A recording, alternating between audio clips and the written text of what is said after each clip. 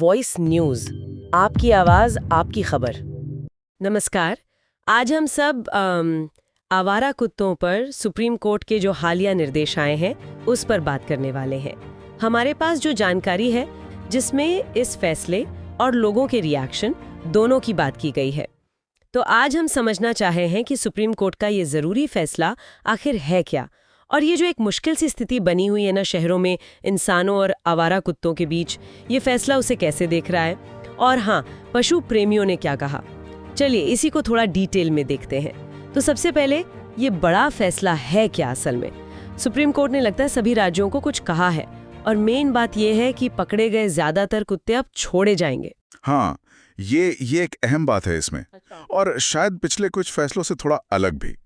लेकिन इसमें कई शर्तें जुड़ी हैं, ये समझना जरूरी है। अदालत ने बिल्कुल साफ कहा है कि देखो, जो कुत्ते हिंसक हैं या जिन्हें रेबीज है या फिर जो बहुत ज्यादा आक्रामक पाए जाते हैं, उन्हें वापस गली में नहीं छोड़ा जाएगा। ऐसे कुत्तों को अलग बाड़ों में या फिर शेल्टर होम्स में रखने की बात है। और ये सिर्फ दिल्ली या एनसीआर की बात नहीं है। हाँ, ये पूरे देश के लिए है, सभी राज्यों और केंद्र शासित प्रदेशों पर लागू होगा। तो ये शर्तें सिर्फ हिंसक कुत्तों तक ही या और भी कुछ हैं? क्या कंडीशंस हैं? नहीं, और भी है। एक और शर्त ये है कि कुत्तों को छोड़ने से पहले उनका टीकाकरण, मतलब वैक्सीनेशन और नसबंदी, स्टेरिलाइजेशन, वो जरूरी है। और हाँ, एक और पहलू है इसमें जिम्मेदारी वाला, जो काफी इंटरेस्टिंग है। अदालत ने इस बात पर काफी जोर दिया है कि भाई, जो लोग कुत्तों को गोद लेते हैं, अडॉप्ट करते हैं या रोजाना उनको पालते पोसते हैं, खाना खिलाते हैं, उनकी जवाबदेही होगी। जवाबदेही मतलब अगर किसी का पाला हुआ कुत्ता कुछ कर दे? जी हाँ, बिल्कुल। कोर्ट ने एकदम स्पष्ट किया है कि अगर ऐसे गोद लिए गए या पाले गए कुत्तों से आम लोगों को कोई दिक्कत होती है या मान लीजिए वो आक्रामक हो जाते हैं, तो पूरी जिम्मेदारी उन्हें पालने वालों की होगी। इसके लिए वो जो एनिमल बर्थ कंट्रोल रूल्स है ना, एबीसी रूल्स, उनके तहत ही गोद लेने की प्रक्रिया भी बताई गई है। ये वही नियम है जो कुत्तों की आबादी कंट्रोल करने के लिए नसबंदी और टीकाकरण पर फोकस करते हैं। तो एक तरह से आप कह सकते हैं कि ये एनिमल वेलफेयर और पब्लिक सेफ्टी के बीच एक बैलेंस बनाने की कोशिश है। समझ गई। अच्छा, अब लोगों की प्रतिक्रिया पर आते हैं। वीडियो में हमने देखा जंतर मंतर पर कुछ सीन्स थे।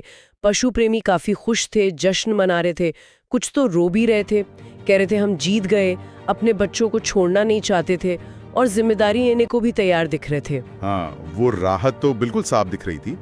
लेकिन एक दिलचस्प बात ये भी है वीडियो के हिसाब से कि ये पशु प्रेमी भी अदालत की शर्तों से काफी हद तक सहमत थे। मतलब वो भी मान रहे थे कि हाँ, जो आक्रामक कुत्ते हैं या रेबीज वाले हैं, उन्हें अलग रखना ठीक है।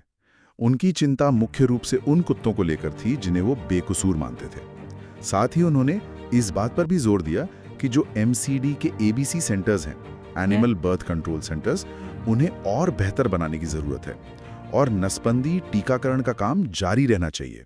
मतलब वो भी एक बैलेंस्ड अप्रोच की ही बात कर रहे थे। अच्छा, कोर्ट ने कुछ और निर्देश भी दिए हैं, है ना, जैसे कुत्तों को खाना खिलाने के बारे में? हाँ, बिल्कुल। अदालत ने कहा है कि जो लोकल एडमिनिस्ट्रेशन है, मतलब नगर पालिका वगैरह, उनको कुत्तों को खाना खिलाने के लिए खास जगह तय करनी होंगी, डेजिग्नेटेड स्पॉट्स। अब ऐसा नहीं कि कहीं भी किसी भी पब्लिक प्लेस पर खाना खिला दिया, उस पर रोक होगी। अच्छा। और हाँ, अगर कोई व्यक्ति या कोई एनजीओ इस आदेश को लागू करने में मतलब रुकावट डालता है, तो उस पे जुर्माना भी लग सकता है, 25,000 रुपए से 1 लाख रुपए तक का। और एक और बहुत अहम बात, देश भर के अलग अलग हाई कोर्ट में कुत्तों से जुड़े जितने भी मामले अभी चल रहे हैं, उन सब को अब सुप्रीम कोर्ट में ट्रांसफर कर दिया जाएगा। ओहो, सारे मामले एक ही जगह। इसका मतलब तो ये हुआ कि कोर्ट पूरे देश के लिए एक जैसा तरीका चाहता है इस मुद्दे से निपटने का, एक यूनिफॉर्म अप्रोच। बिल्कुल बिल्कुल। संक्षेप में यही है। अदालत ने पशु कल्याण की बात सुनी है, उनकी चिंताओं को समझा है, लेकिन साथ ही आम लोगों की सुरक्षा और व्यवस्था बनाए रखने के लिए साफ सीमाएं और जिम्मेदारियां भी तय कर दी हैं। पशु प्रेमियों की भूमिका को माना है, लेकिन उन्हें नियमों के दायरे में भी लाया गया है।